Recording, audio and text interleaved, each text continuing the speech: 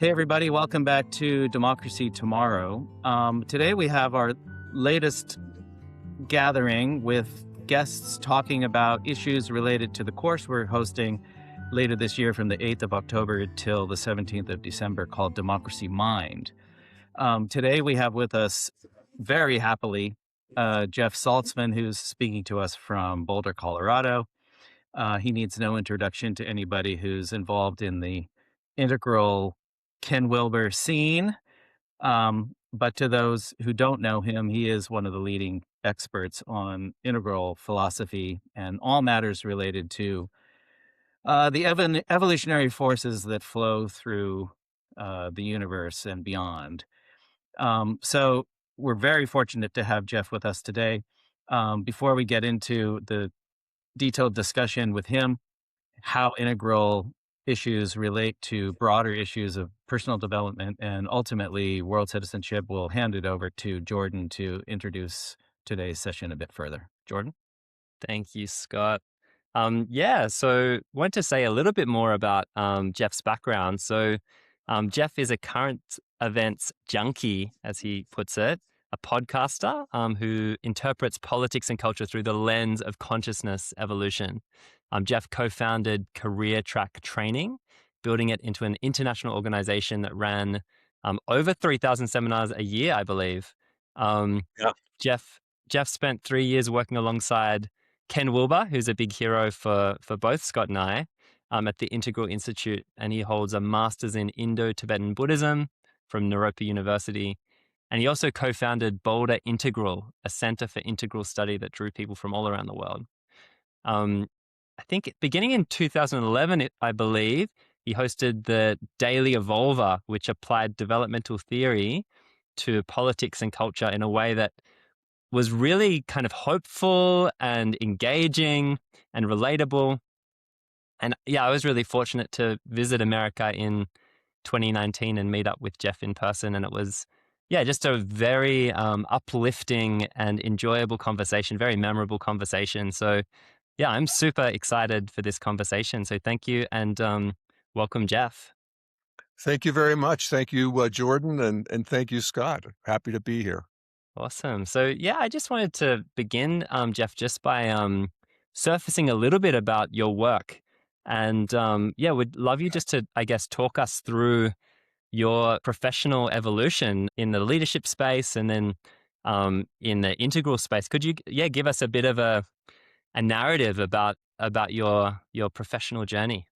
Well, I came to Boulder way back when in 1978 from Western Pennsylvania, where I grew up with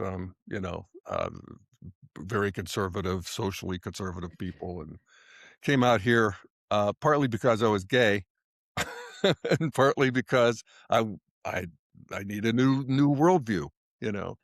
So, I love Boulder, kissed a lot of frogs. Boulder's a very sort of spiritual town, and there's always this guru coming through and that teacher coming through, and everybody's into this and everybody's into that, and I was into all of it.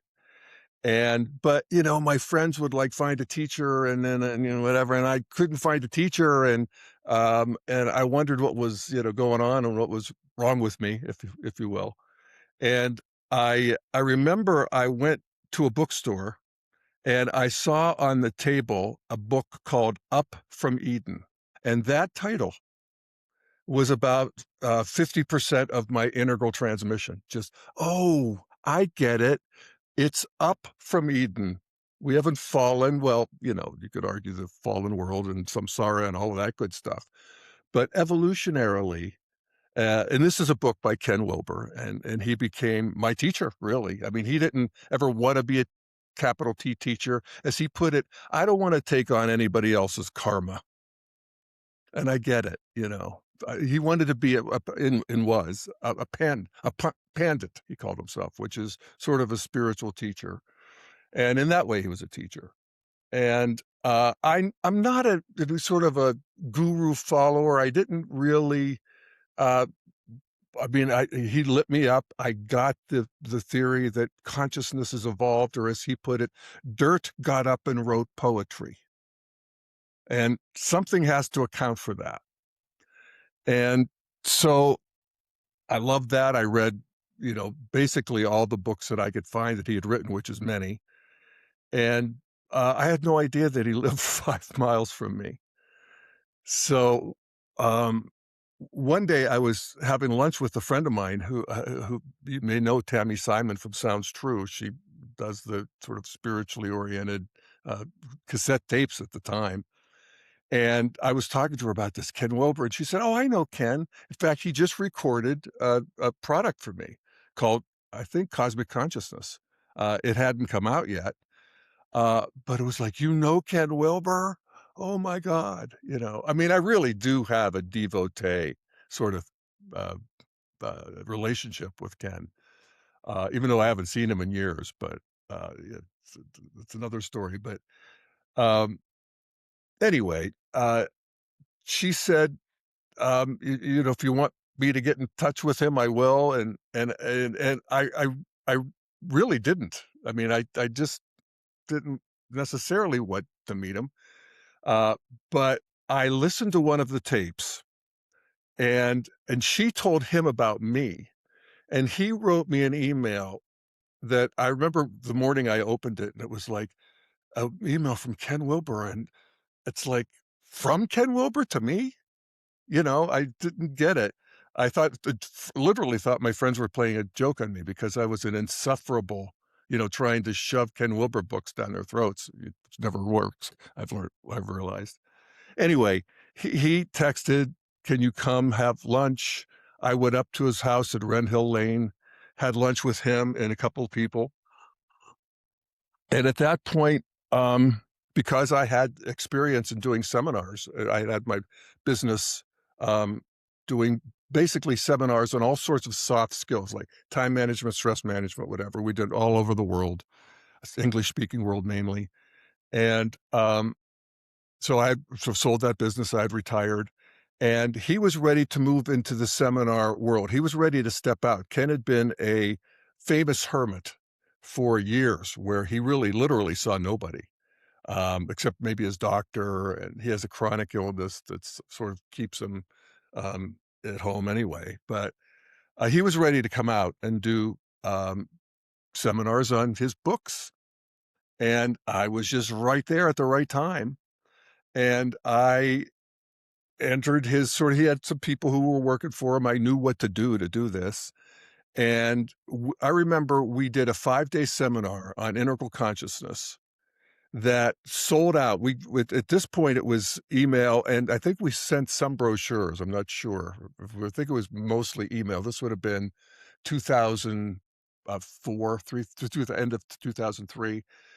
And what I do remember is that it sold out at $3,000 a head overnight because there was that much built-up demand for Ken Wilber stuff. And so we ran with that, and we did all sorts of seminars on integral consciousness, integral psychotherapy, integral business, integral life practice, integral Buddhism, integral Christianity. We did all sorts of things and that's the great thing about integral is that it is sort of a meta system that is able to sort of include and interpret all kinds of different systems, both spiritual, secular, modern, pre-modern, postmodern, and puts it in a framework. And that's the thing that is so delicious to a guy like me who likes frameworks. Go figure. It's my karma in a way. So anyway, we did that for several years and made good money for Ken and for the Integral Institute, which we started. And then there was a falling out that I won't necessarily want to get into because we hired a president and it didn't work out and whatever. And at that point, I sort of withdrew, and I think a year or so later started the Integral Institute, which I think you may have been to, Jordan, back in the day. We bought a church and remodeled it into a real bricks and mortar center. And we had seminars, and we were very good friends with Ken. Ken came to the seminars. We would have him do a couple sessions, and so it's all good. It's all friendly. But eventually, I I did that for 7 or 8 years, and then I gave it to Robert McNaughton, who did the Boulder Integral for a while, and then finally we just closed it up. But it was a center for people coming in from all over the world, really, a lot of people from Australia. And then it was also the idea was to have it be a community center for integral enthusiasts in Boulder. Well, it turns out that part was I didn't, I'm an introvert. I liked it better before the people showed up, with all due respect. At least the people, when I, did these 5-day seminars and stuff, I knew people were going to leave at the end. But, so I'm not that guy, it turns out. So I started just doing the Daily Evolver podcast. I just sort of kept up with the technology, if you will. And I was doing podcasts before podcasts were cool. I don't even think I called it a podcast at the time. But I did that for 12 years. And about a year and a half, 2 years ago, I went for a month-long retreat in Mexico. And I decided I wasn't going to work and do the podcast. And I liked it. So I came back and I never restarted it. So I've been like officially retired, if you will, for the last year and a half, 2 years, and working in my garden and, gossiping and becoming kind of a housefrau. I like to cook. So I think integral thoughts from time to time. I haven't done a podcast in quite some time. So that's me. Here I am. Thanks, Jeff. I'm curious, you know, both Scott and I know a little bit about integral theory, but I want you to imagine for a moment that we've never, ever heard of Ken Wilber, never heard of integral theory. How would you, and so we're just average people off the street that you meet. How would you explain what this theory is, who Ken Wilber is, just in the most layman's terms that you can? It's basically the theory of evolution. So we all know that, evolution through survival of the fittest and sexual selection and all the good stuff, that there is an updraft of complexifying everything, really. And integral applies that to consciousness and culture, human consciousness and culture. So starting about 250,000 years ago, when sort of anatomically modern humans came online, the best we can sort of know.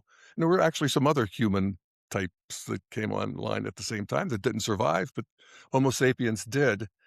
And so it's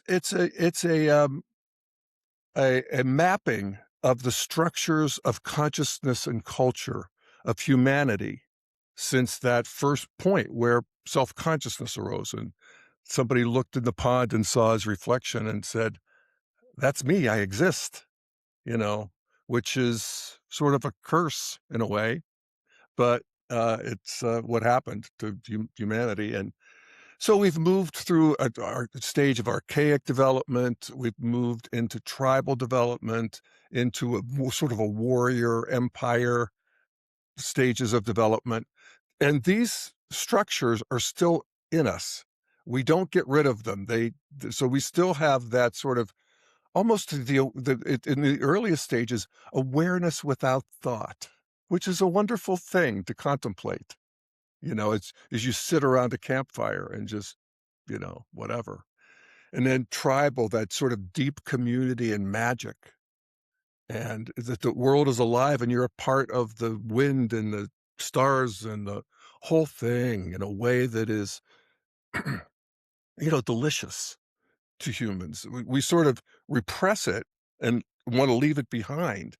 But as we move into an integral consciousness where we're trying to integrate the best of the gifts of all of these previous stages, and there's different ways you can slice and dice these stages, but Ken does, I think, a good job, and that aligns with a lot of other theorists, where he's trying to work with polarities, and so there's a sort of a pendulum swinging, if you will, from communal to agentic, back to communal. And so we move into this warrior stage. And then the next stage is the one that's, maybe 4,000, 3,000 years old. And this is traditionalism, where there is a dawning of a greater sort of civilization, if you will. We have monotheism. We get rid of the idea of revenge. Revenge becomes God's problem, not yours anymore. uh, Larger communities that can function, um, and that stage is very much still alive. The traditional, we call it the traditional stage. That would be the social conservatives of our time now, and these are the patriots, the religious people, ethnocentric.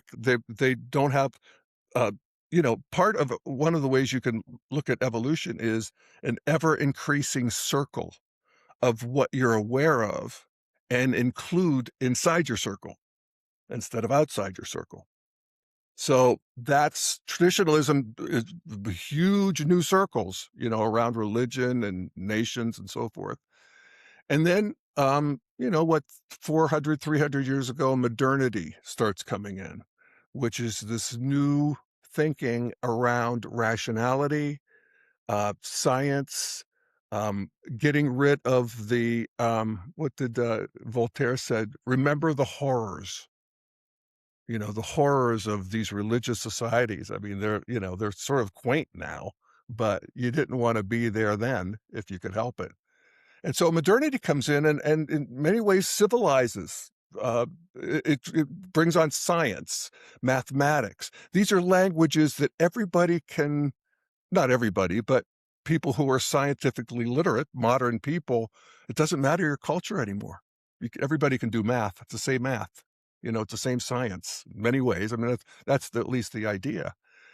And so logic, science, individual rights, the idea that I'm sovereign and it doesn't matter what group I belong to or whose ass I'm kissing, or a warlord or king, or it belongs to me.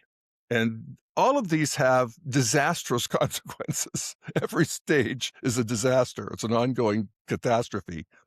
But each stage also brings on, new creativity and new achievements and new, complexity, of course.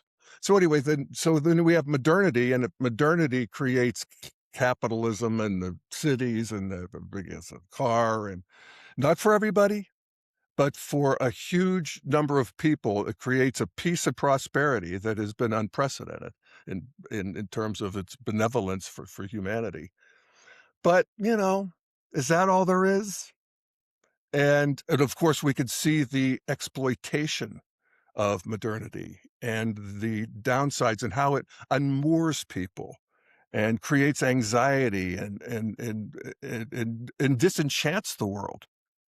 There's an upside to disenchanting the world because there's some evil spirits, but there's a big downside. And so we have this sort of angst and anxiety and of modernity, emptiness, if you will, and then a new consciousness arises out of that in response to it, really, and that's postmodernity, progressive, pluralistic, multicultural.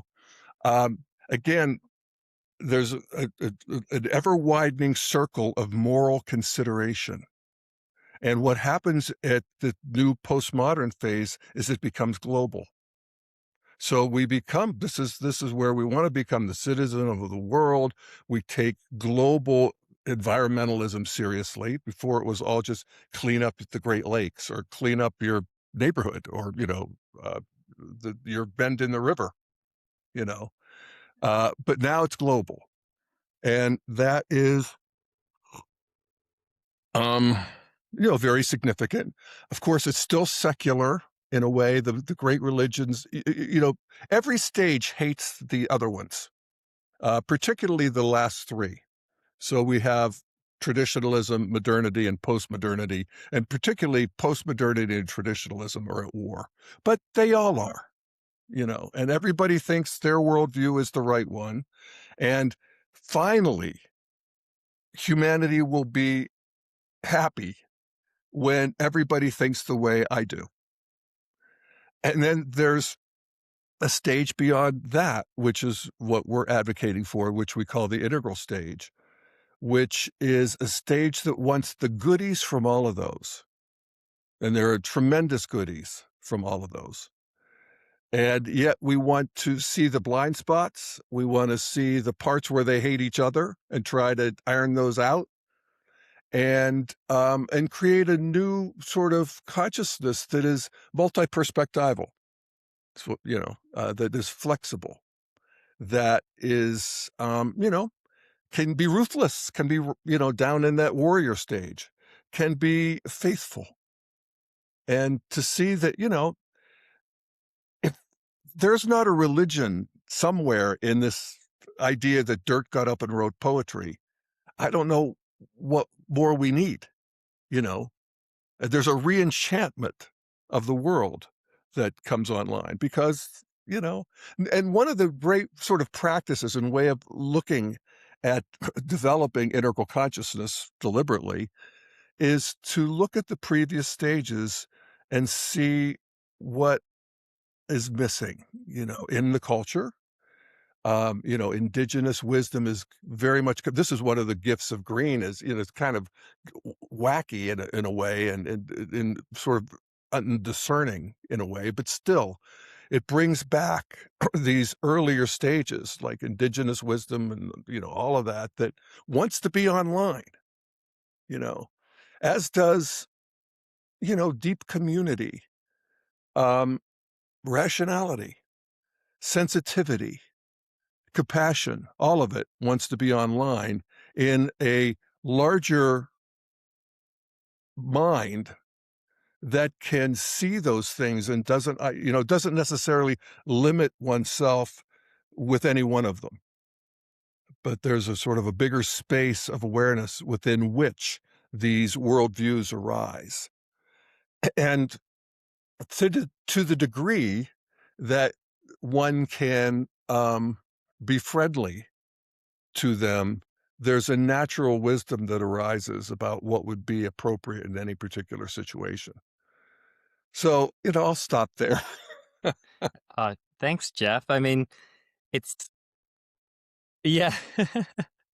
Yeah, so that's one of the things that I love about Integral is I remember reading my first Ken Wilber book, at about 19 after Scott had turned me on to him. And it was like this feeling of kind of articulating things I already knew on some level, or like putting words to the big picture of life in a way that I'd never heard before. And like the model that you're describing of, from warrior to traditional to modern to postmodern, it was like a little tricky to get the hang of all the details at the beginning, but it just felt like it made sense of so many patterns I'd seen in the world. And particularly I think about political and cultural trends, like, oh, that makes sense, like that kind of offers a pretty plausible hypothesis about why this group and this other group don't get along. So yeah, really lovely to hear you take us right back and explain that some of the key aspects of the theory. And also to hear like in your personal story about how you can't, because for me, what was that, 17 years ago when I first came across Integral, I was like looking online and seeing your podcast or YouTube videos of Ken and learning about the Integral Institute. And it was like this sort of mythical movement that was really inspiring to me. But it's amazing to hear you describe like some of what it was like to be really inside that and part of that and actually kind of catalyzing some of those shifts. So yeah, really enjoying hearing you share about that. And I guess I'm curious because this podcast, we're particularly looking at this intersection between the inner world and the political world. I'm curious if you'd share a little bit about your own, I guess, because I know politics is something you've commented on a lot, like your political identity, what world citizenship means to you, like, and I guess the development of that side of yourself. It sounds like that would probably be quite interconnected with some of these other realizations. Well, when I think about what sort of one of the sort of markers of integral consciousness and sort of the evolution of consciousness in general is, again, this ever in, widening circle of people that you include. And so, the move from traditional is just naturally ethnocentric. It would be racist. There's several definitions that each of these stages has a definition of racism. Uh, but they're ethnocentric. They prefer their own sort of tribe and people who think the way they do and are related and all of that good stuff. And then we get to modernity, and modernity is funny. It's sort of nation centric, but it also is. I'm good including other modern countries, and other modern cultures. And then postmodern is world centric, and particularly wants to include the people who have been left out of the previous worldviews, the people who have been exploited, the people who have been in the shadows or marginalized, haven't been able to function, don't want to function in a modern world. They don't want to become a gear in the cog or cog in the wheel or whatever the hell. You know what I mean? Um, so that's world centric. And this is the political identity I want to have. And that's the next stage, which is cosmocentric, where you're actually looking at the whole thing, from a position out like this, from a position outside, and you see the whole, again, catastrophe and tragedy and beauty, evolution. It's like, look what it did to the flowers in my garden. It's amazing. It's, as I often say, evolution is beautiful, but not pretty. So at every stage of the game, it's suffering, it's, injustice, all of the things that, at one stage, green or this postmodern stage, we said, this is not okay. There's not okay that anybody's suffering in the way that they are, you know. And and so you see people from the cosmocentric perspective, every stage gets to be there. So yes, there's the world-centric project and the World Citizen Project, but that's maybe 20% of the population of the planet is even interested in that or capable of understanding that or want to, actually. They would feel, for many of them, it would feel like a betrayal of their people, their religion, their God, whatever it is. They get to be here, those people. I mean, I didn't think they did. I didn't want them to get to be here. That's why I left Pennsylvania. But they do get to be here. And actually, they have a piece of the truth that the other stages have also actually marginalized. The truth of an enchanted world, where things mean something and family means something. And even ethnic, there's karmas to all of that are delicious. And people, they don't, it's so interesting. I mean, I've just been on a binge reading about the American West, and the Native Americans, and particularly the Comanches, who are fascinating. And how, there they are out in the wild and at the mercy of the weather and whether the buffalo are there and, who the other tribe in the horizon and whatever it is. And they would die to maintain that life. They didn't want anything to do. Some did, actually. Some jumped ship to, to the white world, but very few. And it just amazed me. I mean, isn't it obvious that it's better to have the indoors and to, have, the wheel? Um, no, it's not. And that's something that is an integralist, always trying to wrap your head around, letting people have and lead the life they want to lead and that they're meant to lead, apparently, I'd love to throw to you in a sec, Scott, but just first, what's coming up for me is that expression that I think Ken talks about of like every perspective is true but partial, or this idea of both and just how I don't know that's like a deep spiritual practice to like practice that in daily life, to like, this person who I'm disagreeing with, how might they actually be holding part of the truth? But then also politically, like this political movement that I feel like a gut feeling of repulsion towards, well, what bit of the truth are they holding on to? And there's something so inspiring, and I think almost like a soothing balm, like to the political mind that's often in division and is, fighting so much. This really compassionate and inspiring perspective that, like, what if all of these different perspectives have their place and weave together into a kind of whole? So yeah, thank you for sharing that, Jeff. Scott, I wanted to throw to you. I'm sure you've got a million questions. Yeah, what's coming up for you in this discussion? Thank you, Mr. Clarity. That's one of the great things about you, Jeff, over the years, that you can put things in such clear ways, Oh, complex ideas from Ken Wilber and countless others, in a way that, uh, you know, mere mortals like me can very much understand and embrace. And by the way, greetings from a fellow housefrau to oh, really? you, the housefrau. Oh, totally. I am a total housefrau, and Yeah, well, I'm a house husband, as it's called, but yeah, yeah, very much so. Like, I'm totally very into being at home. I mean, I live in a great place. Something that we should all recall, by the way, three of us on this call right now all live in truly great places that yeah. must not be forgotten in terms of our analysis of the broader world, where most people, unfortunately, do not live in truly great places. They might be great culturally, but life is hard and life is challenging and the air is dirty and climate change is worsening and the list goes on. But, so it's important to remember that point. But yeah, very much. I'm a keen amateur farmer and love being around the house and love writing books and making movies and all of that. But I used to be a big, big, big human rights activist all around the world, constantly traveling for decades. Yeah, And I've been um, reading about you, Scott. It's yeah. impressive. Oh, thanks, thanks. It's fun. It's fun. Still very fun. You don't have to travel in order to have fun.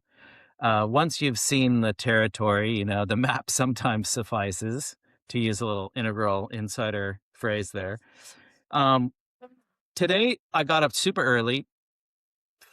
It's 9:30 here now. I got up at 4 to watch the first game of the World Cup. So, and I'll probably end up watching all 104 games. I'm totally into it. Um, And, I think with integral ideas that we have about world citizenship, the unity of humanity, etc., it's always good to focus on real life things that are happening, which aren't all that far from the ultimate destination that we're trying to seek. And so I'll grab on to any of those things in the modern world as a countervailing force against other forces, which clearly seem to be in the ascendancy. You could almost, I mean, the authoritarian, autocratic dictatorships of the world, etc. So when we look at the World Cup, for instance, which is just a sporting event on the one hand, on the other hand, and this is kind of a way of just trying to reach ordinary people who are not into integral at all to kind of understand the essential underlying unity of the human race, for instance. Just watch those players play. They're playing exactly the same game, they're using the same ball. Their fans are just as passionate for them as any other fans are.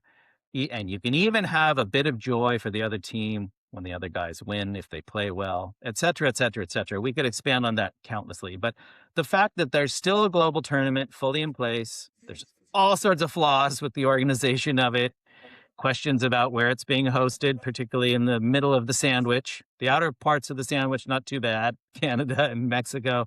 The US part, very, very controversial in global terms. And of course, FIFA has been criticized mercilessly for all sorts of pretty valid reasons. So, aside from all of that, just remember that we have the whole human race playing in the same tournament at the same time for 6 weeks. So we can do things together. We can get along. We are representative of the latest stages of the evolutionary process. So, oh well, just one other point on my like Ken Wilber origins. your book was up for me, and that was like the second or third for me, probably around the same time as like the mid '80s. I was born in the United States, but I left forever, very consciously, for political and cultural and other reasons, way back in 1985. I've gotten 2 new citizenships and worked everywhere else in the world, etc. But it was in Oregon, and I got somehow looked down on the desk of a girlfriend at the time, and she had no boundary there. And I thought, oh, it's a political book all about the international order, because I'm a political science, international human rights lawyer guy. And then I picked it up and I found out it wasn't at all that, but it sort of was indirectly. It was basically one of Ken Wilber's earliest books. And then that went in all sorts of directions. And in fact, also a similarity, I was running what became a big international human rights NGO until from Geneva at the time, until I moved to Thailand, and then I was trying to figure out ways to get out of it. And I thought, what am I going to do now? And should I set up new NGOs? Maybe, I don't know, what's Ken Wilber up to? And so I by chance came across like an ad or something. I guess it was for the Integral Institute or something. I'm not sure, whatever institute he was setting up at that time. And this must have been around 2004 or 5. I remember writing it on my balcony in Bangkok.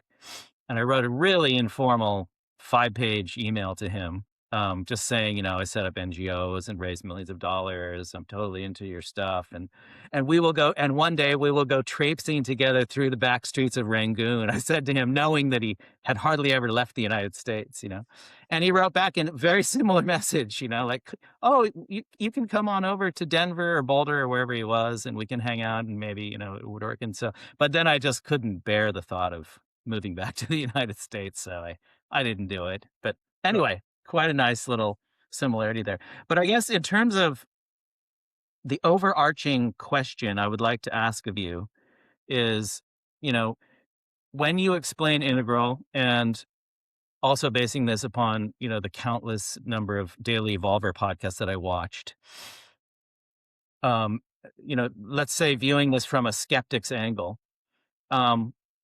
there is like a sense of inevitability to your vision of the world and the role of evolution within it, almost to the point of fatalism in a certain way, like it's going to happen. This is just my interpretation. It's going to happen no matter what. So we don't have to struggle all that much, because in the end, everything's going to be fine, And part of me completely agrees with that. I mean, when you look at it from a historical or evolutionary perspective, it's very easy to spot the stages which we have all passed through as humans, and where we must, in IRL, as my daughter said, in the real life, where we need to end up, which in a dispassionate observer's point of view has to be a unified planet in which all humans are treated equally. But it's very hard to look at the world today and get any sense of hope that that process of inevitability is actually going to come into being. One could argue. I mean, I can argue the contrary as well, but it's very easy to see, like, there's never going to be world citizenship. There's never going to be peace between nations. There's never going to be an end to nation states. There's never going to be an end to poverty. Billionaires are going to rule everything. And AI is going to take over, and even humans won't rule everything.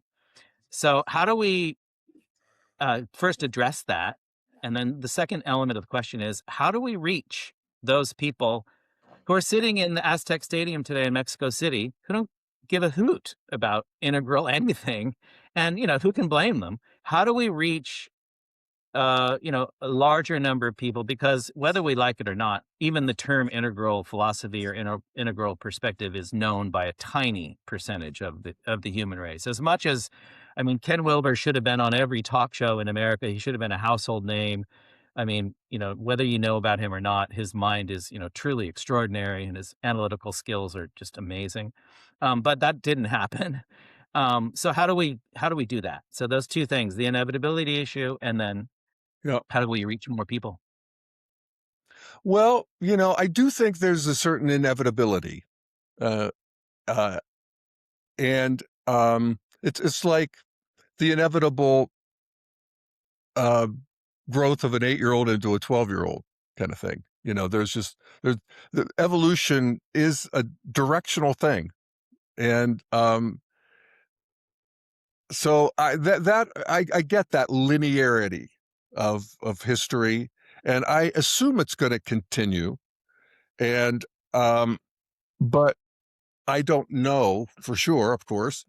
And I think that the way we get there is by understanding, and this is again one of the sort of the unfortunate features of evolution, is that a lot of it is about fighting, and there's no option where people aren't fighting, and there's no option where people aren't dissatisfied and in contention with each other. And these worldviews are in contention with each other. And all I can say to that is, in a way, full speed ahead in the arena. Get in the arena. And yet we want the arena to be as humane as possible, as fruitful as possible, as as little destruction as possible. So that's what we almost have a grandparently view of humanity, where it's like, I don't have to get too worked up because I'm not a parent and I'm not that close, but I see I see them all, and look at them. They're, some of them are running around with guns, and they're, 7 years old. But you love the whole thing, and you trust. You have. I mean,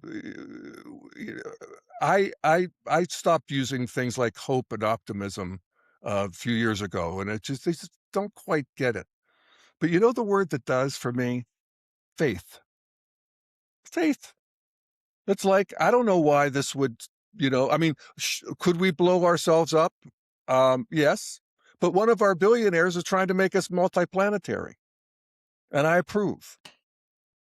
And so there you go. And AI, I mean, I don't know. It would be, to me, to think about what the future or the next stage is going to look like. I'm pretty sure that the evolution's, the beauty of evolution, that is that we will have, it's like we have now, more peace and prosperity than at any stage in human history, as fucked up as it is.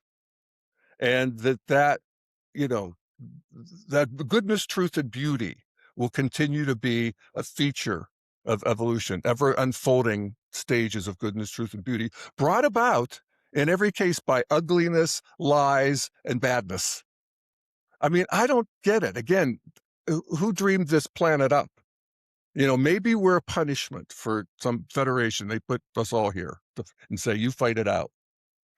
But I don't think there's any option where that isn't happening. And I actually think considering that we just crawled out of the swamps not that long ago, I don't think we're doing that badly, honestly. And I don't think that this time in history is uniquely corrupt. I think it's uniquely less corrupt than any stage in history, or even, stage of recent history.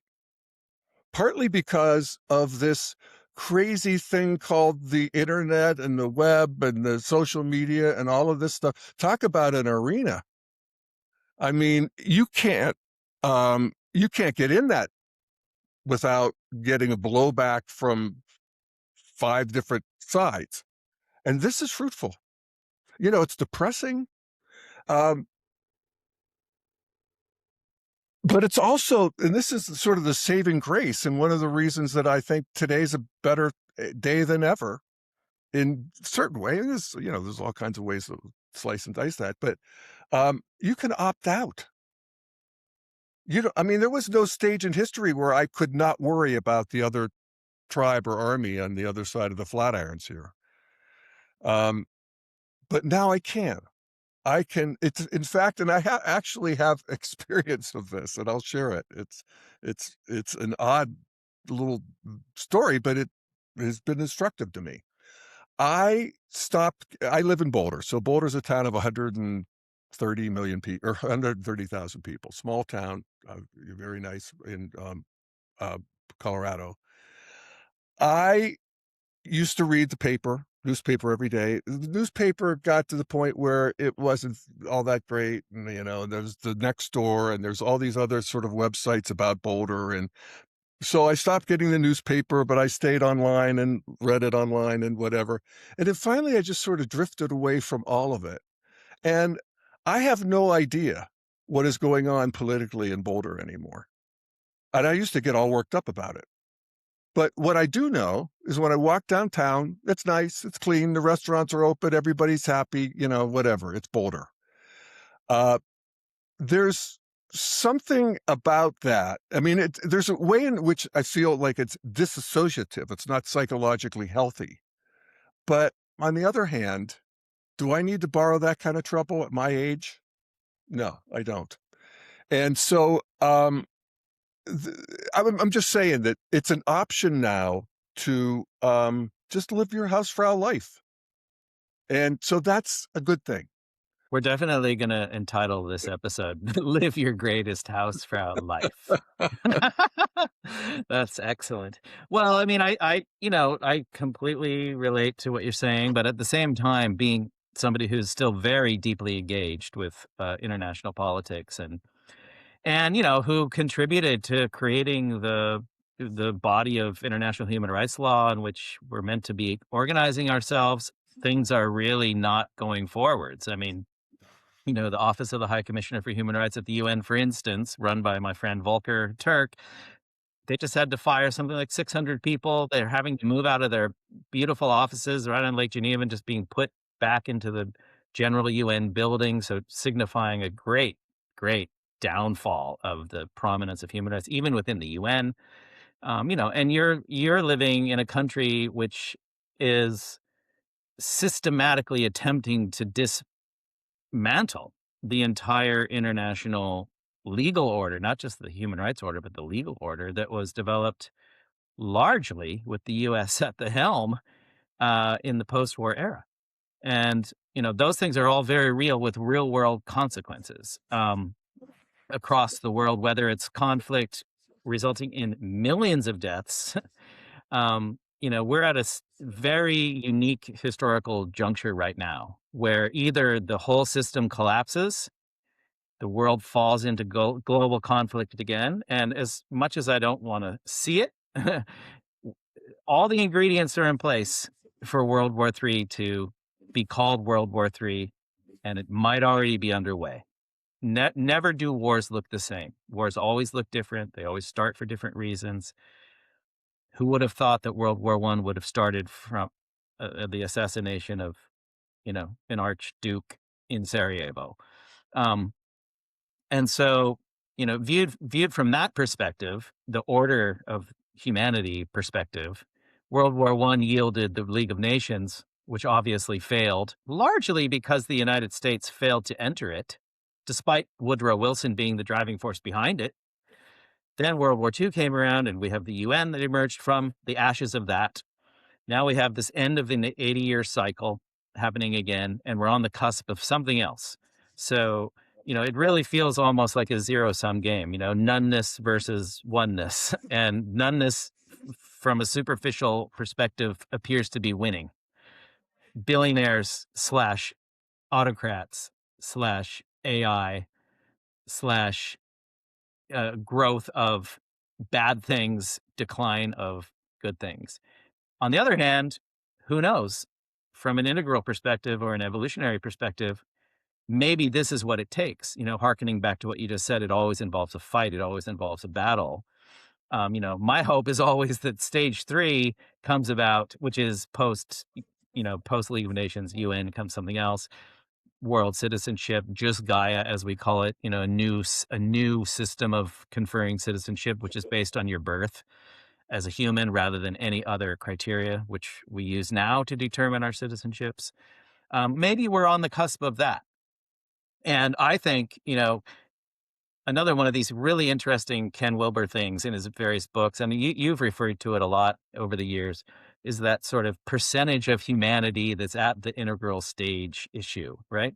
Which to me, like the first time I read that, it was just like overwhelmingly interesting. Like no one had ever put it like that. And when I try to explain Ken Wilber's work to people who have never heard of it, It's it's just that direct link. It's exactly what we're trying to do with Democracy Mind, really. The direct link between, right now, 8.2 billion people's psychology and the way that they happen to view the world.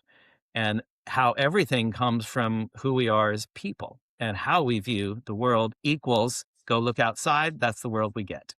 So that's where you can be hopeful that, as more of us evolve, as more of us move forward in a very normal way, not crystal energy or woo woo, as you say, or any of that esoteric stuff, just basic understanding that as your circles expand, the higher you walk up the ladder, however you want to put it, um, as much as you care about other people, you hope that they also care about you and everyone else. So, you know, what would you see are the top several, really hopeful signs that despite all the badness happening in the world now, and there's a lot of it, most of it you don't even see or know, it doesn't reach the papers, and it's bad. I mean, Myanmar, where I've worked a lot, you don't hear anything about it hardly at all in the main papers. I mean, it's absolute carnage there. DRC, total carnage.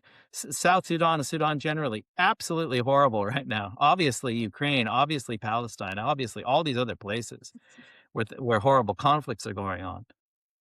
There's going to come a point in a short period of time where, you know, 2/3 of the urban population of the world will be living in slums.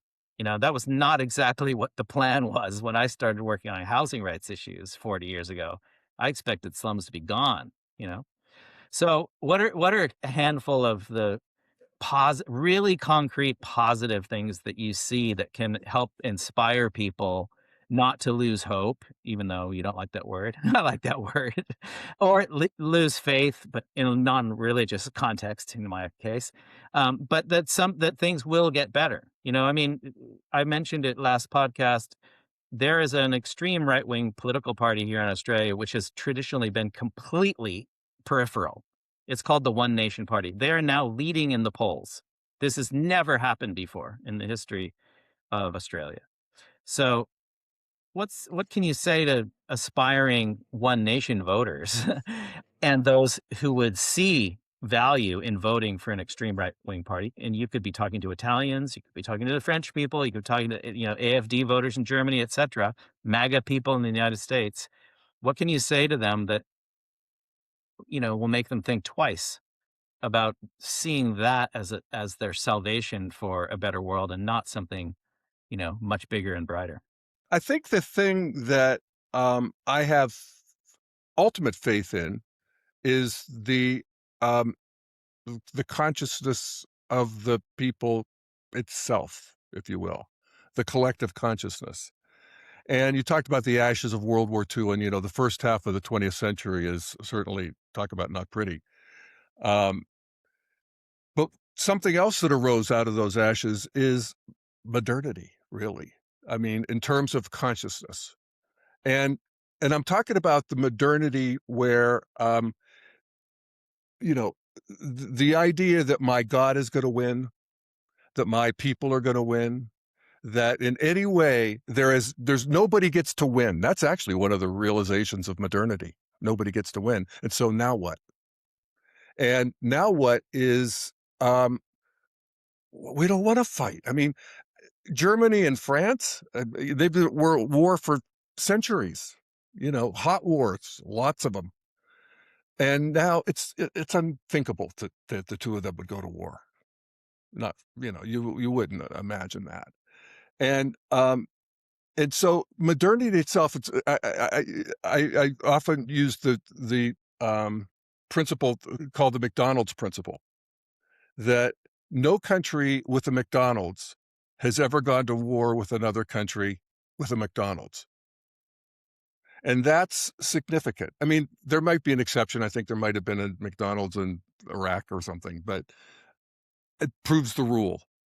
And the idea is, once you get to a certain level of complexity and you see the goodies of modernity, it's like, it's embarrassing. I mean, and I'm not talking about the far right, what I would consider and this is partially why they're so virulent, is that they're a vanishing edge of the evolutionary impulse is, sure, of course, they're going to be, ethnocentric in a way that is pernicious. They still believe in the ascendancy of their people or their religion or whatever. And there's a lot of people who still feel that way in developed countries, but not the majority. And that's significant because that matters. And so I actually just trust the consciousness itself. And yes, there's again, it's hard to talk about these things without having a sort of a sense of obscene nonchalance about the suffering of the world, which is in many places, Scott, it's as bad as it's ever been. It doesn't ever get any worse than seeing your children under fire and wondering where you're going to feed them next. you know. So there has to be, a certain heartbreak that is included in this integral view. And it's like Claire Graves, who came up with spiral dynamics. He talked about the sensitive self that comes online at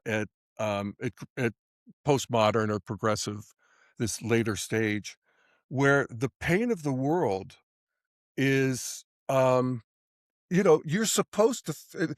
Human beings develop a conscience at that stage of the game. In modernity, you can sort of be blind to it. It's like happening over there, and we need the uranium, and we need the whatever, and I don't want to know too much because the wheels have to turn here. And at earlier stages, it's like at one point God's going to come back and set everything right. So we leave all of that behind. So we're supposed to feel the pain of the world at the stage of development that I think the three of us probably are at, which is this, maybe an exit postmodern, but still, um, you know, so the Sudan, the Somalia, what I could say, you and I may disagree on this, Scott, is that there is that's an ever smaller percentage of the people are living in those kinds of abject circumstances, and also poverty. Um, so the trajectory is to the good, true, and beautiful, and the present looks bad, but until you compare it to the past. And then you think, oh, well, when would I rather be alive? 1990? Not necessarily, even. 1900? For sure not. So, and, we want to go back to the 1500s. And we even see this in autocracies. Would you rather live under Mao or Xi Jinping? Would you rather live under Stalin or Putin? Uh,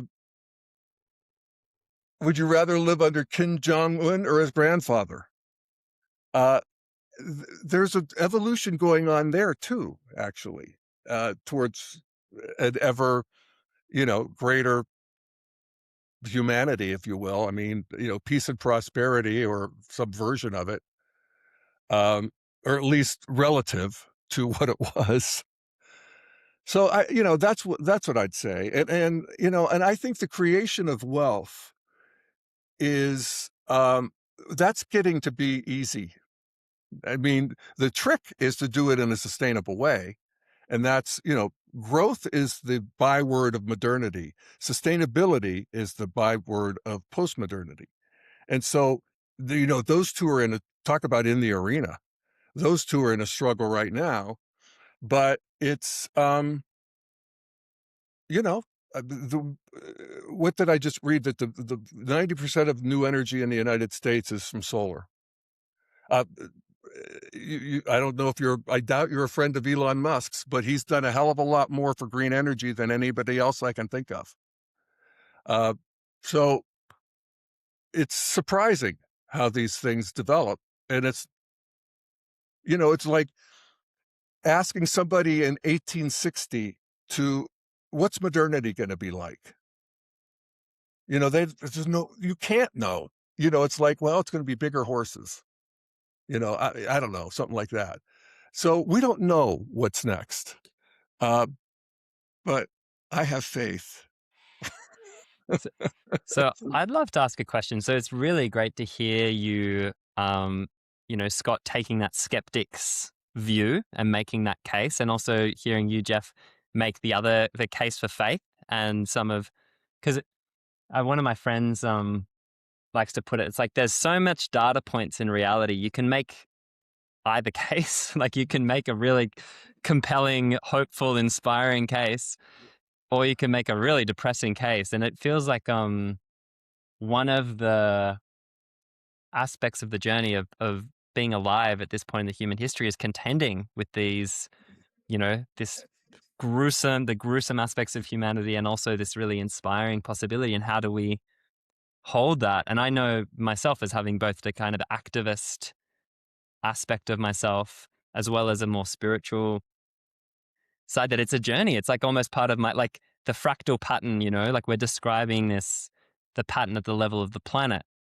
but also at the level of the individual, we need to come to terms with both, hope, faith versus despair and disgust. And so I guess I wanted to ask Jeff about that aspect, like to the listeners who resonate with aspects of what Scott's saying and the listeners who resonate with aspects of what you're saying, like what's the inner journey, mate? Is it that evolution, part of the way evolution moves through each of us as individuals is by we become aware of more and more and more, and then there's this sort of, I don't know, like you said, the heartbreak, the dark night of the soul, like it's actually an ordeal to not just dissociate, but to actually stare the darkness in the face and do something about it. But on the other hand, not get so lost in that valley that you become burnt out and ineffective and, not a very nice person to be around. So I don't know, can you share it? Because I know that's one of the real things of integral culture. They really talk about practice, meditation, Yep. therapy, yoga. Like there's ways that there's strategies and practices that can help us find that nice balance where we're, staring the truth in the face, but we're also resourced and we're also robust and resilient. So can you share a little about, maybe even about your own journey of moving between those poles? Yeah. And I think you're really getting to something here.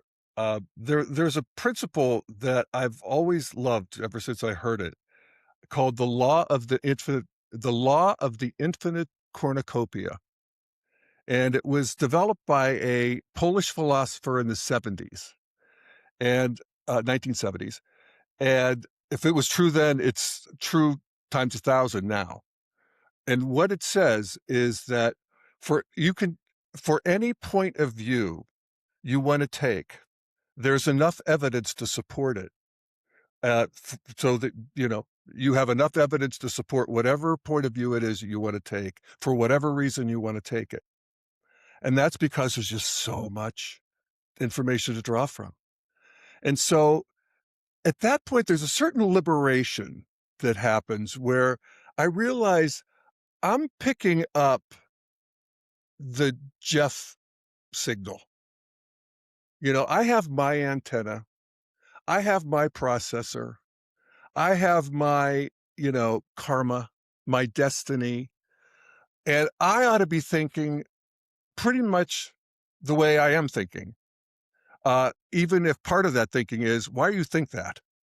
So the whole, all the arena goes on in our own head too, especially at Integral, because I could take this perspective and this perspective and this perspective, and all of a sudden I'm identifying not with any single perspective, but with the space within which perspectives arise. That is really great. And so, Scott, that you look at the world and have done what you have done and contribute all 24 books, all of the stuff you've done. God bless you, by the way. Um, you ought to be, thinking what you think and getting in the arena with somebody like me or Jordan or whatever. And I think we're, um, you know, modeling what it can be to have a good faith discussion about things where, it's just so self-evidently different, or, to each of us, what's going on. And then you realize that it's self-evidently different for everybody, actually. And that one of the things that we can do when we meet a new person is make it our job. This is actually as sort of a meditative practice, if you will. Make them your object of meditation, where your job is to see what particular piece of the truth do they have that they could transmit that nobody else can. Nobody in all of time and space. That becomes, then, that's part of this sacralization, or the re-enchantment of life, because everybody's sent here. It's like we're in one of those fairy tales. It's like, okay, here comes this guy with a cane, and he's kind of souped, and he's coming down the road. What's he got to offer?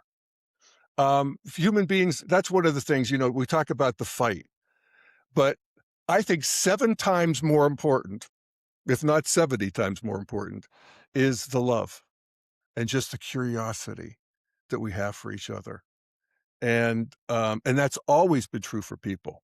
Even the fiercest of warriors were always kind of interested when a stranger would come by, before they kill him, maybe, but they wanted to see what there was. What do you have to offer? And so that, I don't need agreement like I used to. In fact, it's boring. I tend to believe the last person I talked to. I remember my mother saying, he believes the last person he talked to. And I do. And partly because I want to have gotten their transmission. I want to see what's in their heart, how they see this crazy world. And, I'll learn something. Yeah, Scott, anything you want to say to that? Well, I think, another thing to remember, like to bring it way down from the, macro level down to the micro level, is just to remember that the 3 people that are talking right now have started off in completely different ways of viewing the world than the way we view it now.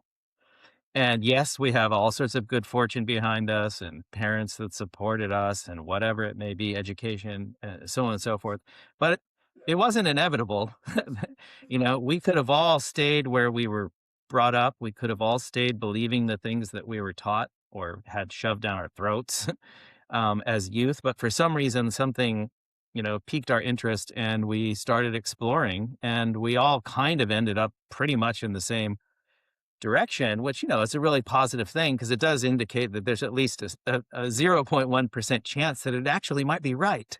That for some odd reason, we all ended up in the same general direction, even though our lives are completely different in other ways, And I think the point you made just now is so interesting, the role of the stranger, that's such a interesting concept globally, and obviously the more exposure you have to people from around the world, and the more, the broader your worldview, the less you ever use that word even. There is no stranger, really. It might be someone you've never met, but there's no stranger anymore. For me, certainly, that's the case. I mean, no matter where I go, I can immediately find that link between them. They might be extreme right wing, hateful people, but I know I can talk to them about stupid stuff like sports, or that incredible omelet they just had for breakfast, or whatever it may be. And there is a shared point. And then you go deeper than that. Physiologically speaking, we're 99.9% the same, and so on and so on. And it's also important, I think, to remember that less than 4% of the human race lives outside of the country in which they were born. Even in this modern age, when travel and living overseas has never been easier. I mean, you can do it Like literally, I could move to any country in the world tomorrow, and I know how to do it. I could do it. I've done it many, many times before. It's not hard if you have the wherewithal to do it. It's never been easier. And yet, for some strange reason, 96% of the human race stays, like Immanuel Kant, within 50 kilometers of where they were born. And yet they can see, at least people that are interested in integral, et cetera, things, they can see the bigger picture and see themselves as, one atom within a larger molecule, or however you want to, whatever metaphor you want to use. So I always hearken back to this idea, though, of although we tend to stay at home, branching out and trying to at least see the world and become friends with people from everywhere is a highly advantageous thing to try to do. It will always change the way you see where you came from and how you see other people. And the more that more of us do that, I hope, will bring us a little bit closer to, the destination that we're trying to seek. So I guess, maybe one last question. Is there anything we can do to expedite a growing percentage of humanity entering the integral levels of consciousness? I mean, or is it just something that happens? Is there any role that, you know, it's said in a totally egoless way, visionary thinkers, people who are trying to think about different forms of governance, different forms of worldview, different forms of more positive futures. Is there anything that we can do to kind of speed up the positive side? Absolutely. Because it's slow and it's gradual, and yes, it's good and it's very easy. The way that your algorithm works on your phone, if you're on any social media, God, there's millions of awesome people out there, right? If you look at your phone and you don't see anyone else that's not kind of in your worldview. But the world is a lot bigger than that. So, what can we do? Again, it's how do we break through to people who are going totally insular in terms of extreme right wing voting patterns, and also just those who are fence sitting, to help them to transcend their own, for lack of a better term, nationalistic worldview that their country is the best and that right wing party over there is going to preserve that greatness forevermore. Yeah. Give their kids the internet. That's basically it. I mean, you couldn't talk about, sitting in 1850 and thinking about modernity. It's like you couldn't invent a better system for world centrism than the internet. I mean, as ugly as it can be, um, but our kids and grandkids, I think by the time we get to grandkids and maybe another generation, people will look back on this age as, oh my God, those people. Just the age of ideology, the age of fighting. In Rome, it was like fighting with swords and fighting with gun. Now we're fighting with ideas and character assassination and whatever. But it's it's different. And here's where I would maybe have a little rub up against what you're talking about, Scott, or maybe I'd add this, is that you talk about people, what 4% of people move away from where they grew up. Um, well, one of the, I think it's, who knows if this is true, but it's intuitively true at least, is the biggest predictor of somebody being right wing in the United States is whether or not they moved 40 or more miles away from home. The people who didn't are, 90% right wing. And, or something like that, I'm gonna get the numbers wrong, but it's something like that. And so there's some people who are meant to go out and there's some people aren't. And I can think, in fact, there's somebody very close to me who all she wanted was to grow up in a little town. All she wanted was to stay home in our little town. And she married a man who took her to Texas and then took her to this place and that place. And she looks back on that as one of the great fracturings of her life that has had implications for her happiness to this day, and she's an old woman. And, and she's in a place where she doesn't want to be, and she doesn't have any family, and that's all she wanted. So, those people get to do that life. And yes, they're going to be right wing in the sense that they're not crazy. They're not for immigrations. Like my mother said, I don't have anything against those people, but you know, they're I like our clan, uh, and they get to do that. And what makes that more palatable for those of us who see ourselves as citizens of the world is that evolution will take care of them. At least if it doesn't take care of them, it'll take care of their kids. And, you know, so, there's always the left and right wing. That polarity is fruitful in general in life, and evolution loves polarities. But that polarity itself evolves. It's like, even now, in my life as a gay kid, that wasn't an option, believe me. And not only was it not an option, nobody even ever talked about it. Where I grew up, somebody might be a sissy or, whatever, there's insults, whatever, but, homosexuality, no, never heard of it. Um, and now, you know, I'm getting tired of being celebrated. Enough with the gay pride already. It's June. It's only June 11th and I've had plenty. Uh, so it's astonishing. So, and that's not only the left wing, that's the right wing too. I mean, I go back home to my family with my husband and they love him. Even my mother came to love him. She didn't want to, but she did.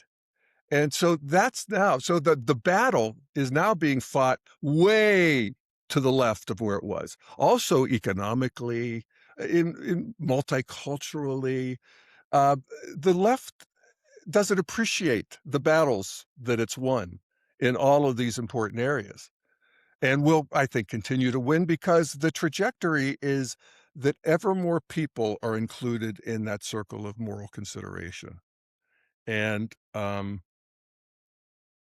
it can only go so fast, but as Ken Wilber like to say, uh, evolution progresses funeral by funeral.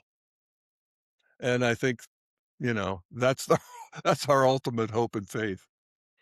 Jeff, one of the ways that it seems that evolution goes through these quantum leaps is by there being like a kind of little pocket of like-minded people who all kind of share genius. I think it was Brian Eno who said this expression, "scenius," like the genius of a Yes, scene.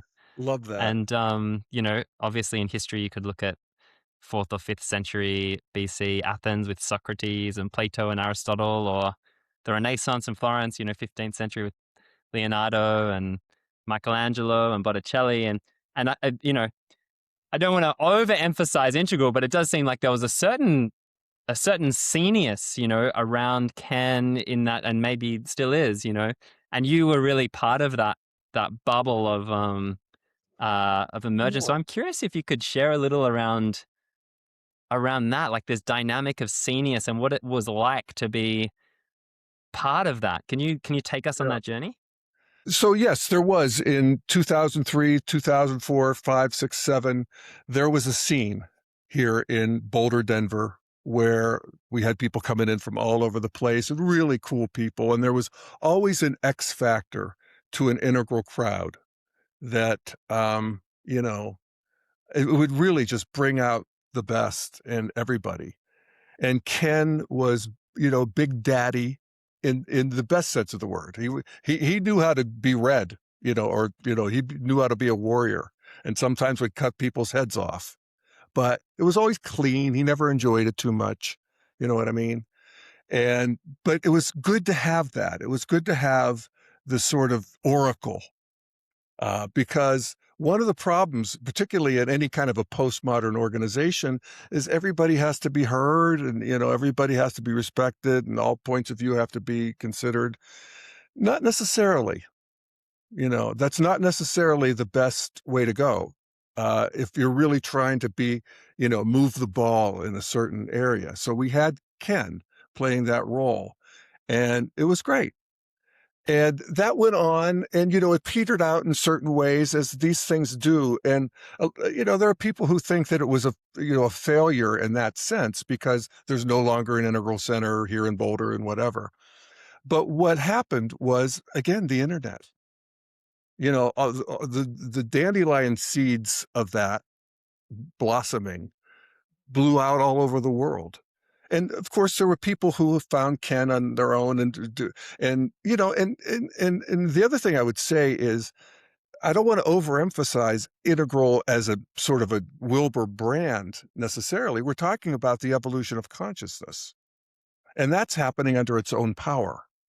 So, and you see that. I see it whether or not people have ever heard of Ken, that they, online, there are people that want to steel man the opposite point of view. You see that now. It used to be straw man, where you're just arguing and throwing your opposition to the wolves. But people are consciously trying to understand the opposite point of view. Not everybody, by no means. Most of the internet are people who are right fighting for their mono perspective. But not everybody. And, we talked about, you talked about it, Jordan, or maybe it was you, Scott, Ken's idea that once a population gets to 10%, like when 10% of the population became modernity took over. And, the other 90% kind of went along, didn't necessarily like it, but the modern world emerged. And so I think I've always found that to be an intriguing thought and a hopeful one, if you will. And again, by whatever name, the sort of postmodern view, the view that sees the limits of postmodernity, and the downsides, uh, are moving forward in a way that's trying to integrate the previous 5 stages and bring the goodies of them online, so that we have people who are sensitive, rational, faithful, and obedient, deep community, that believe in great myths. There's evolution. It was it E.O. Wilson said it's the greatest myth, and he meant that in a good way, ever presented, evolution itself. And then again, going back to that awareness without thought, or a minimum of thought. And the integral person is the person who will be able to accommodate all of that.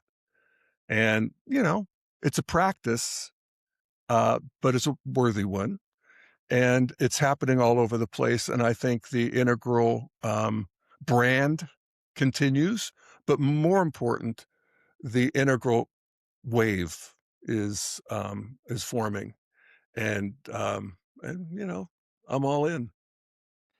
Would you have any tips? So that's something I feel really inspired by, and Scott and I have talked about this, and Nigel too, of like, how do we create Senius? What are the ingredients that we can use to sort of fuel that or help facilitate a sort of pocket of like-minded people? Is there anything to be learnt from that integral experiment about, the successes or the things the areas of learning, that you could kind of pass on? Yeah, I mean, I think one of the things is that we realized and experienced was the limits of having that kind of scene. Is that, eventually Big Daddy has to be transcended, and that's never pretty. Uh, and but it has to happen, I think. And partly because, oh man, integral is, if you're talking about including multiple perspectives and, the gifts of everybody, and, being friendly to reality and all of that stuff. I mean, there's a reason why, they have to burn heretics at the stake, because you have to keep the orthodoxy going. And there's no keeping the orthodoxy going in this age of social media and craziness. But there's wisdom in the craziness. And one of the things that's happening with the craziness is that think of it as a soccer field, or all of the positions are being, the field is being populated, and I think there's a new integration that will want to come out of that chaos. The chaos is very fruitful, but it's, again, disorienting.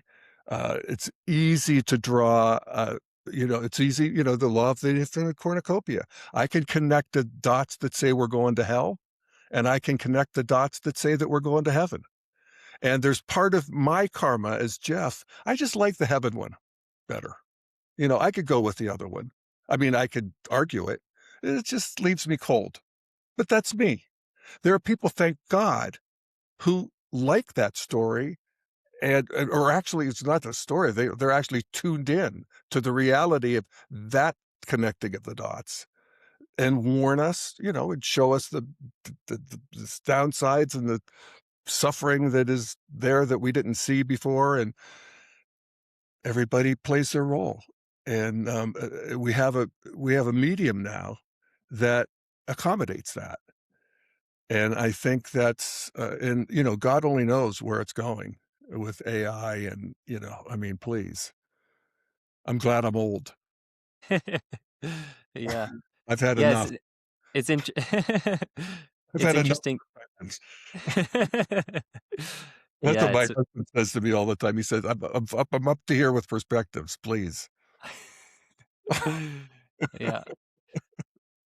Yeah, it's interesting, that dynamic of like the pedestalizing of the big daddy and the role that plays, and the need to go beyond that as well. Yeah, we can see it in human history. You know, it's not easy to keep that going. And, Mm. we have, it's actually, if you look at North Korea and places, it's amazing how, uh, how successful it can be for a while. But eventually evolution gets bored with it, and, has to do a big deconstruction and a reconstruction, and everybody gets all upset. I love the way you talk about Ken's sparkles, and the use the word, I think, awakening, integral awakening, when you saw, Up from Eden, and yeah, and I guess as we were unpacking earlier, there's levels of development, tribal, warrior, traditional, modern. Um, it's almost like I'm sensing in what you're sharing, like aspects of that traditional religion or faith, of like something about a spiritual experience or an expanded experience, but you're talking about it, yeah, in more integral terms of like somehow even around evolution, that somehow this force of evolution is a spiritual thing, which I think a lot of people don't make that connection. Like they think, oh, evolution, survival of the fittest, and cold science. But I guess one thing I appreciate about you, and I'm really curious about, is this sense of like like spiritual experience pervading this, and that maybe. So I'm curious if you could share a little bit about that. Like, I know in Buddhism, like experience is a very central thing. We're trying to transform our consciousness, move towards, stabilizing non-dual awareness and things like that. Could you share a little bit about this, what the experience is like of this evolutionary perspective? Hmm. That expanded states of consciousness. It sounds like that those that there's like phenomenological reality to a sense of oneness, and I guess, so I'm doing this in a careful way. I don't want it to be like something woo woo, or like seem I don't know, like unscientific, but it seems like there's something here that I'm curious if you could share a little bit about your inner experience of this integral awakening. Well, yeah, it's, I mean, science is, thank God for science and modernity, has given us, it's like, for instance, um, the idea of atoms, and that, you can have two hydrogen atoms and one oxygen atom, and you could put them in a bottle and you can shake them and it's still gas. But then there's this thing that wants to happen where they don't just mix, but they integrate. and they become one thing. And so hydrogen and oxygen becomes water. It's like, what? How did that happen? So that alone, that's a religious experience to me. I mean, what made that happen? Why did those atoms want to do that? How did they know to do that? Um, you know, and then you just go from there. It's like, what is it that, and so my natural inclination is when there's something new, I want to see what's good about it. There are other people who, when something's new, they want to make sure that there's nothing bad about it. Thank God for both of us, you know. But for me, you know, I I'm excited to see how it continues to unfold. And I don't want to, again, dissociate from the suffering. Uh, but I want to see that, on balance, at least the kind of abject suffering, hunger and, poverty, that sort of thing is, we're solving that, I think. And I mean, I can connect the dots for that easily. So, I think there's definitely a religion in there somewhere. Um, and it's delivered to us by science, and it doesn't require any of the mythic, although, it's in itself a great myth, capital M myth, story that is meaningful. But it's not those, the little ethnocentric ones that, we always fought over and still do. So I think it's the new world religion. And I think our grandkids and great grandkids it'll be just effortless for them because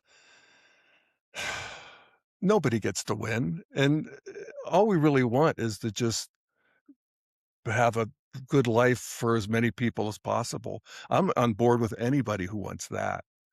And thank God everybody has a different view of how that is achieved, but that's what the arena's for. So something like that. And what if you were to just let that visionary, positive, inspired, hopeful part of yourself, which is such a valuable part that, so many of us really appreciate. If you were to let that completely amplify to the max, what is your absolutely most positive vision for the future? Like because I think, at least for me, before I was familiar with this evolutionary perspective, I couldn't really envision what an evolutionary future for the planet might look like. So I'm Mm. curious, yeah, you've been so steeped in this notion of evolution for a long time and applying it to politics. Like, what's the absolute best case scenario? Can you sort of paint that picture? Because I think it's important as well for us to feel motivated and inspired to work for it, to have a bit of a shared vision. Like, something I sometimes think about is we will have that integral consciousness on Earth when the leading edge of us, our hunger for that vision is stronger than the hunger of the, traditional view for their vision. It's Yeah. almost like he has the most hunger for their vision wins in a certain way. So I'm Yeah. curious if you could paint what's your most inspired vision. Well, I think like a lot of people who think that they found their capital T teacher, like me, with Ken and other integral philosophers and so forth, that particularly with my experience with Ken, and I spent a lot of time with Ken, he literally sparkled. I mean, I used that word before. And there would be times when I'd be watching him speak and talk and do stuff, and I would literally see it, you know. And that's getting back to, indigenous kinds of wisdom and magic and you know, where there's something that's palpable about somebody who's flying at a higher altitude than you are, and that what's next is a world, and this is what I think I see, a world where everybody sparkles, where everybody gets to express the genius that they have inside of them. everybody. Um, and wow, that's it's like Ken said, in integral consciousness, you don't just become smarter, you become 17 times smarter. I mean, it's that's the nature of evolution. More comes from less. For some reason, it's like, oxygen and hydrogen. It's like, why did that happen? Because it's built in to the cosmos. That's why. I don't know why. I mean, I'm just saying. So there, and the ultimate is, oneness. Where everybody gets to be seen for their particular. They're the spark of the capital F fire that is this cosmos, apparently, and they get to be seen and appreciated for that. And I think we're on our way. And I think there's no reason to think that we won't get there unless we, snuff ourselves out. Uh, but I don't think we will. I mean, again, this is where I'm Jeff. I have faith. I don't know how I got it. It's like people talk about it in the Bible. It's like, thank you for my faith. I mean, I didn't, just ask for it and I got it. So it's, I it's, love that. yeah, it's something like that. I love that. Hey, Scott, do you have any kind of final questions as we're sort of moving towards the end? Well, just to, excuse me, just to add to what Jeff just said, and just imagine the parties. I mean, that's kind of the way I put it. Yes. Imagine if we I've had been this to a world couple where, parties like that. It's like, whoa, everybody's so sparkly and fun. Anyway. absolutely. And, but in the meantime, as you always say, it's going to be, there will be battles, there will be struggles, there will be hardship. And, unless you've transcended and included various things, it's very easy to see dominant forces in the world on the one planet that we know that has life on it in the entire universe, Earth, religion and the nation state together as two of the very huge obstacles in the way of creating this more unified world. Again, to pursue your perspective, there's arguments on both sides. Your Germany and France argument is very convincing in many ways. The fact that there's a European Union at all, after thousands and thousands of years of killing each other at a moment's notice, and suddenly this group of nations, very much like atoms, merged together and formed something different. And I think, from my own perspective, nation states are not going to disappear tomorrow. I mean, they've been around for almost 400 years now. Everything else has changed. The way we manage our political affairs is essentially the same. So change does need to come. But what form will it take? How will it look in the process? Mhm. How will the little guy not be walked all over? That's the big problem. I have a lot of relations with very tiny countries, like Liechtenstein, for instance. I have all sorts of links there, and East Timor, I have so many links there, and Kiribati, I have so many links there, and all these other very tiny countries that all fought incredible struggles to become independent, and to attain a level of sovereignty and thus protection against being taken over by bigger forces outside of their borders. So I don't want any of that to end. Of course not. But I want to create the conditions that would never allow that to occur. So an occupation of another sovereign nation could never occur again. The invasion of a sovereign nation could never occur again. And the list goes on. And obviously, we know such processes are well underway right now by a whole range of different militaries. It's not just the United States and Israel, there's others as well, for whom sovereignty means nothing. Sovereignty, from an evolutionary perspective, was a gigantic leap forward, but it also mutated into something that enabled the emergence of 79 dictators, which is the actual number today in the world. 79 nation states, members of the UN out of 193, are run by despots and dictators, Yeah. constituting probably more than the majority of humanity. Mhm. Um, so we have a lot of big obstacles in front of us, and you add organized religion to that, which is something which has also clearly a majority of the world population adheres to one or another of the major religions, deity-based religions, which often find it difficult to merge with the consciousness of those who are not members of that same religion.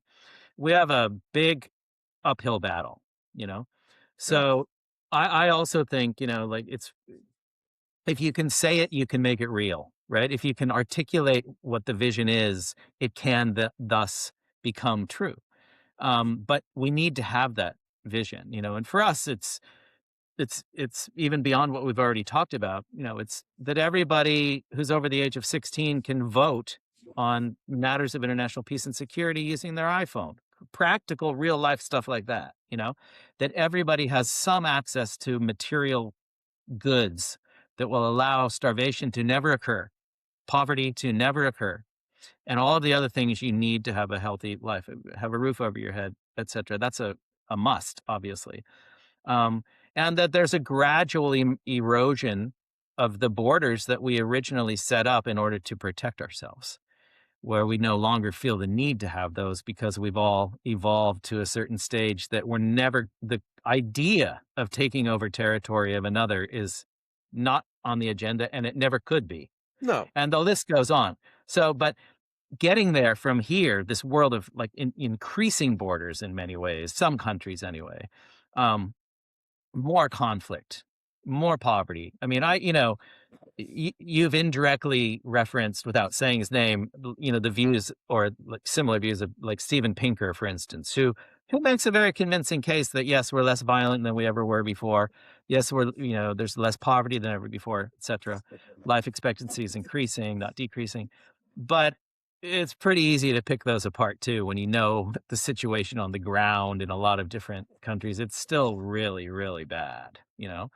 Um, so I guess, the ultimate question is, again, how do we expedite it? How do we somehow get people who are struggling to make ends meet on a daily basis? The half of the world's developing world population live in slums right this minute. The disease vectors that cause all sorts of ailments are running around their little shacks right now. Millions of people are living in active war zones right now. And billions are one paycheck away from impoverishment. So we are very far, like from my perspective. Yes, we've evolved greatly. I might not want to be alive in the 1850s or even before.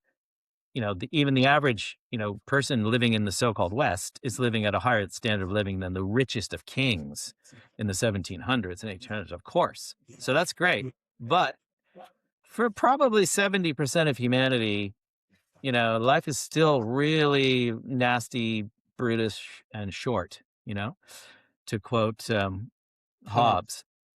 And less than 10% of humanity has ever been on an airplane, for instance. We Yep. take it for granted that you can hop on a plane. The vast majority has not and never will. Yep. So we do have to remember these basic realities of the real world. And how do we, without that crystal energy woo-woo factor, right? Which is so often how it is seen by those who are not into it. It's just like, what are you talking about? What is this gibberish? Um, and that's why I think it's so important we like really focus on concrete things that are real to real people. So how would a more integral world make my life better? Johnny Jones living in Tanzania, whatever. How would an integral world make that person's life better? So what do you say to Johnny Jones, generic Johnny Jones, wherever he or she lives, um, that would Yeah. actually make their life better? Yeah. Well, I probably wouldn't talk about integral theory with them. I mean, it has to be, we have to play it where it lays, in every situation. And I think there's an argument that we are. Certainly more than ever before. I mean, there's um, the awareness of what's going on in Myanmar. I mean, I didn't even know that there was such a place. My family, believe me, they don't know where there's such a place. But a lot of people do now. and more, and you know, as people become more and more into the postmodern sensitive self, they want to know. They can't. You literally, it's like the bodhisattva vow. I can't fully be happy until everybody is, and so I can't give myself that. And I vow to dedicate my happiness, postpone it until everybody is. And that's, you know, at some point, I think at integral, and I think actually at postmodern in a way, I've thought that's where the bodhisattva vow takes you. You don't have to take it. It's like natural. I just, I look at what's going on in a war zone in Gaza, whatever. It's like, I can't be happy. That's healthy. You know, I mean, I made the argument earlier that you actually can sort of tune out and be happy regardless. And I think there's a certain responsibility to do that, to to appreciate the privileged life, but not at the expense of dissociating from those who are, uh, you know, all kinds of flavors of suffering. Oh my God! So it's something, you know, that I think we're, you know, really just working in the tension between that, and that it can be a fruitful polarity. And you know, one of the sort of downsides is it's like every stage of development has sort of a shadow kind of uh, affect. So the shadow affect of postmodernity is depression. It's like nothing worked. You know, look at history, you know, my people, this ideology, you know, look, there's still abject suffering. And fuck it, you know, I don't want to have kids. You know, forget it. It's doomed. And that's the shadow affect of postmodernity. The shadow affect of modernity is anxiety. And the shadow affect of traditionalism is fear. You know, who's going to come and conk me over the head? So, you know, that's one of the reasons that I sort of, uh, Jeff, and this is again my karma and my makeup.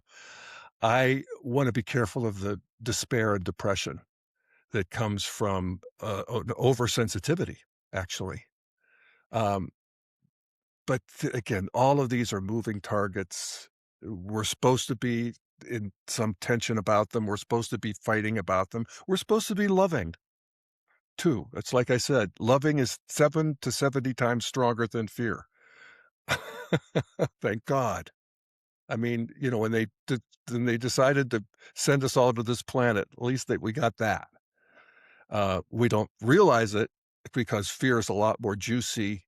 Well, it isn't really, but you know what I mean. It gets your attention.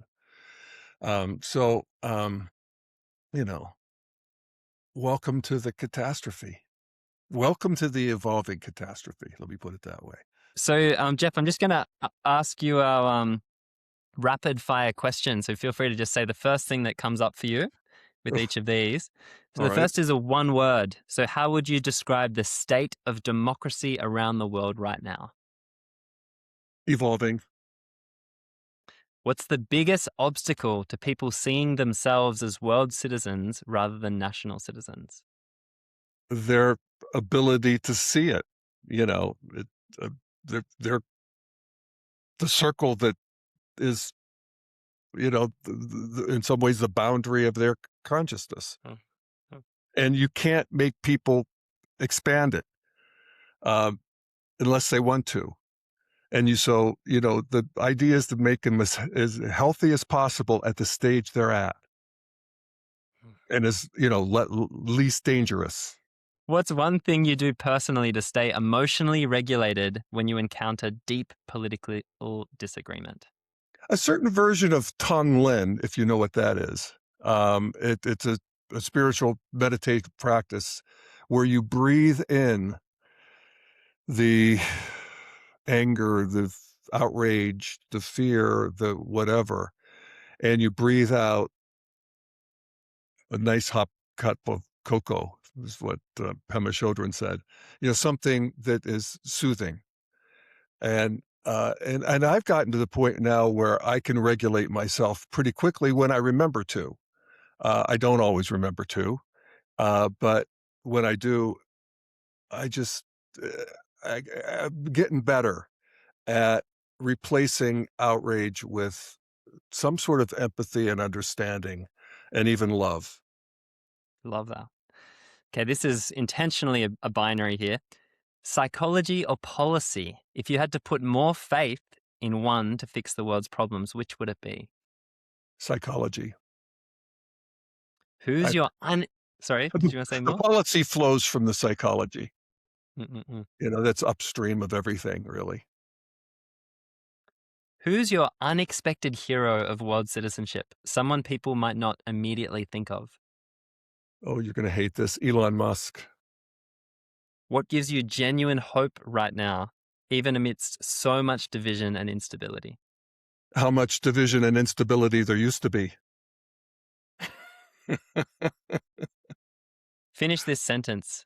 Democracy will thrive when we learn to. Replace criticism with curiosity. Thank you, Jeff. So this has been an absolute pleasure, but I wanted to, the way we normally end these is each person just sharing a brief kind of checkout. So, it could be a reflection on the conversation or something that's alive in you as we're walking away from this conversation. So yeah, just wanted to throw that open to whoever wants to share first. Well, I would just say, what a fun conversation. And, this is the arena, we just did it. And, uh, I, I, I often remember something that Ken said about integral practice. So you're consciously trying to develop.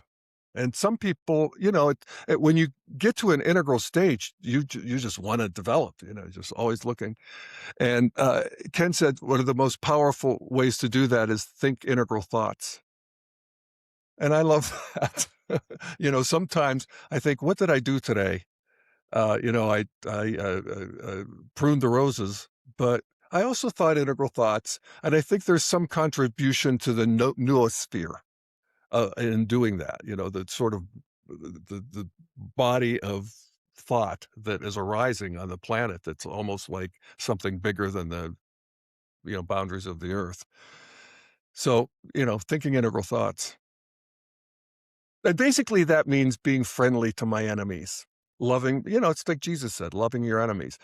That doesn't mean always, it's like Trungpa, my root meditation teacher in Buddhism, warned against idiot compassion, where it's just, and that's that sort of oversensitivity that is not helpful to anybody.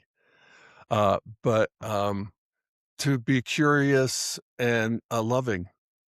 And that's a practice. I always love, I think it was Pema Chodron who said that practice is not the thing you do to be successful. It's the thing you do to be faithful. And so I imperfectly do that as best I can whenever I remember. Right on. Well, first of all, just thanks to Jeff again. I'm so glad that we finally met after all these years when I was seeing you on Likewise. Daily Evolver and everything else. And I guess above all else, it's so nice to again get the reminder that we're all part of the evolutionary process. It's going on around us at all times, whether we like it or not. And as hard as it is sometimes to, see the good in the world, given how much we are bombarded with the badness, underlying it all is this invisible stream that somehow enabled all of us to become conscious beings, and we're all surfing on that wave. It's an absolute majestic miracle that that ever happened, and so few of us remember that on a regular basis. I mean, Yeah. it's for me just to look up in the sky. I mean, I live in a area with the cleanest air in the world, basically.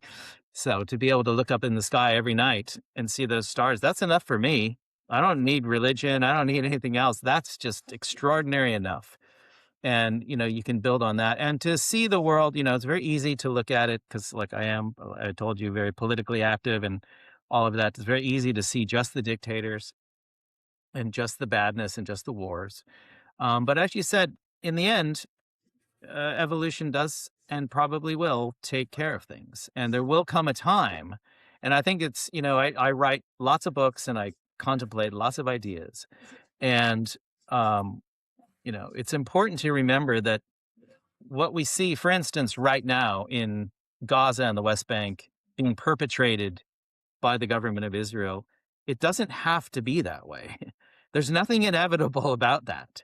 There is a vision that sees Palestinians and Israelis and everyone else who lives there as friends and as equals and people living in a secular democracy based on one human, one vote, very similar to their friends in Europe. That's one vision that could easily come about there. There could also be a vision of, as it did in Europe.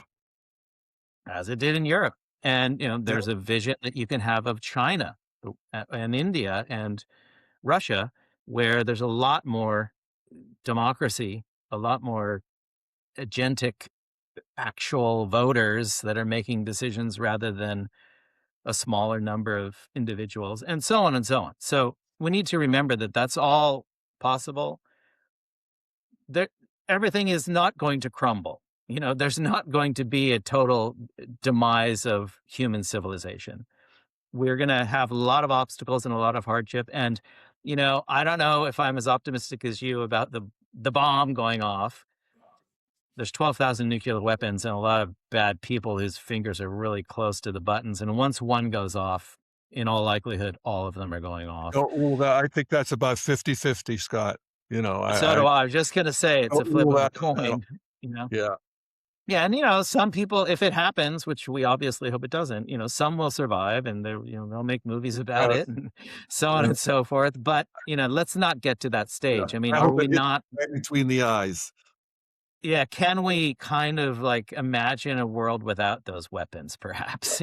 Which is really like where we should be. Yeah. The fact that they're seen to be needed by, what is it now, 9 or 11 different countries is, worrisome. But, 180, 190 countries don't have them.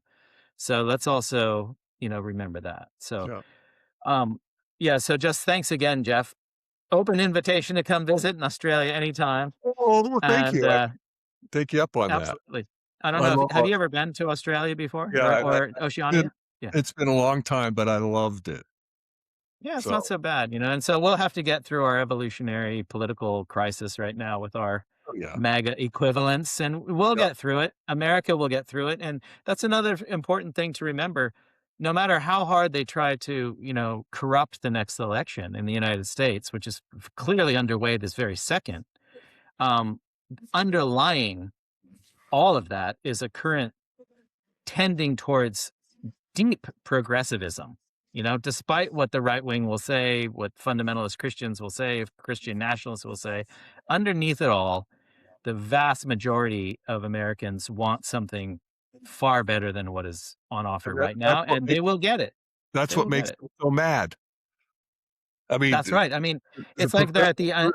What did you say at the end? The falling off the cliff of this extremist views. What was, I forget the phrase you used, but it feels very much like that. We're at this end point of a particular phase, which is always toxic. It's always. It starts with having an enemy, and then the enemy becomes itself. And it begins eating itself. And that's already happening in a lot of countries across the world. So we just need to kind of get through it with the least amount of pain and suffering as possible. Yeah. But yeah, thanks again. It's so nice to be in your presence today. Yeah. Well, thank you, Scott. And thank you for all your work and your books and the thinking you've done, and talk about, adding to the evolution of consciousness and the noosphere. You're a hero, man. So thank you. Yeah, well, for me, this has been an exhilarating conversation. Jeff, I love hearing you talk about the sparkles, because I definitely feel that from both of you. You're both very sparkly people to me. And I loved some of the highlights of the conversation. I loved what you said, Jeff, about making the person you're talking to the object of your meditation. I love that. That's such a beautiful, practical strategy. And I I know. also love that your vision of this like this world where we're all sparks in the capital F fire. It was just so inspiring to me. So yeah, thank you so much. And also I want to say a big thank you to you, Jeff, for your service, your service both in the leadership space, but then also like stewarding this evolutionary movement and also being a steward, I think, of this like radical faith and radical optimism and radical hope, which I think is a really important perspective. So yeah, so grateful to have you on the podcast and have spent this time together. Yeah. And yeah, so that's me checking out. Over to you, Scott, to close us out. Well, Jeff, thank you again, and thank Jordan. And this is Democracy Tomorrow signing off for today. Again, the reminder that we're hosting this 11-week course, Democracy Mind, which is very much based upon the issues, many of the issues we dealt with today. That's being held from October 8th until December 17th. You can look at democracymind.org for further information about it. And with that, thanks for watching. Please like and subscribe. It really helps us to continue with Democracy Tomorrow. So thanks for watching. All the best and stay integral, everyone.